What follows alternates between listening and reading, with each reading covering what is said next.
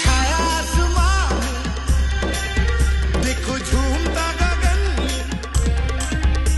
हे छाया आसमान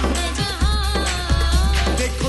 নমস্কার বন্ধুরা, সরস্বতী পুজোর কিছু সুন্দর মুহূর্ত তোমাদের সামনে তুলে ধরলাম। এই সরস্বতী পুজোটা আমার বাড়িরও নয়, আমার পাড়ারও নয়, এটা আমার বৌমা নিশা ও প্রতি বছর যায় সরস্বতী পুজো ওদের পাড়ায়, মানে একদম ওদের বাড়ির গেটটার ধারে।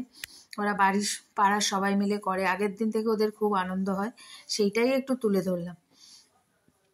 এখানে তো সবাই অঞ্জলি দিচ্ছে, এখানে কিন্তু ঠাকুরমশাইয়ের মন্ত্রটা ছিল, আমি কেটে দিয়েছি যদি আবার কোনো কপিরাইট আসে সেই জন্য।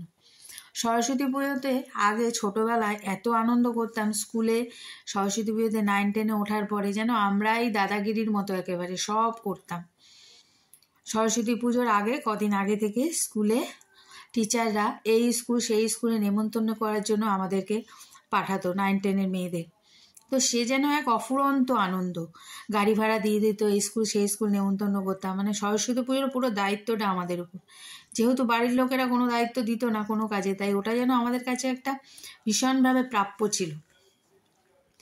পুজোতে টিচারদের সাথে মিলে বাঁধাকপি কাটা, খিচুড়ি রান্না, ঠাকুরমশাই থাকতো কিন্তু জোগাড় করে দেওয়াটা সব কাটাকুটি টিচারদের সাথে আমরা মিলে করতাম। তারপর কয়েক বছর কেটে যাওয়ার পর যখন প্যাকেট, টিচাররা বললো খিচুড়িতে অনেক হ্যাংআউট প্যাকেট হবে, সেই প্যাকেট তৈরির কাজেও আমরাই লাগতাম। সেই আনন্দ আর আমার ছেলেরা কিন্তু পায়নি, কারণ আমার ছেলে যে স্কুলে পড়তো পাঠভবন, সেখানে সরস্বতী পুজো ছিল না। বলতো নাকি, আমি ঠিক জানি না, যে ব্রাহ্ম মতের স্কুল, তাই সরস্বতী পুজো হয় না।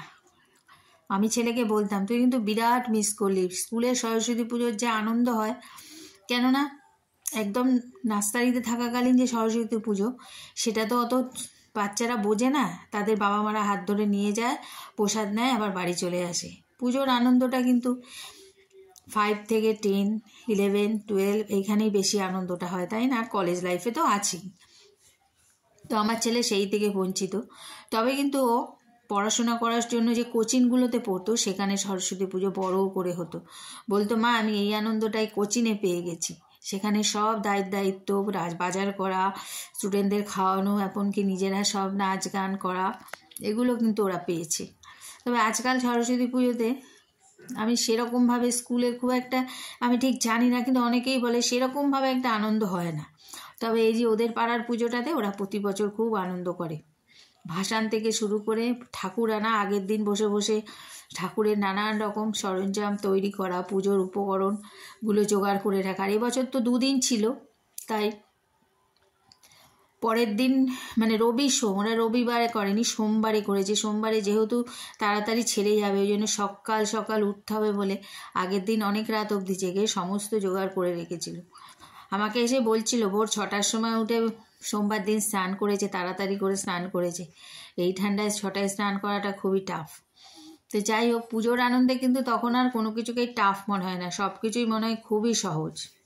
স্কুলে পড়তাম তখন সরস্বতী পুজোতে যেন বেশি আনন্দ। দুর্গা পুজো, কালী পুজো, সব পুজো ফেক হয়ে যেত সরস্বতী পুজোর কাছে। সরস্বতী পুজোর জন্য জমিয়ে রাখতাম কোন শাড়িটা পরে সেদিন যাব।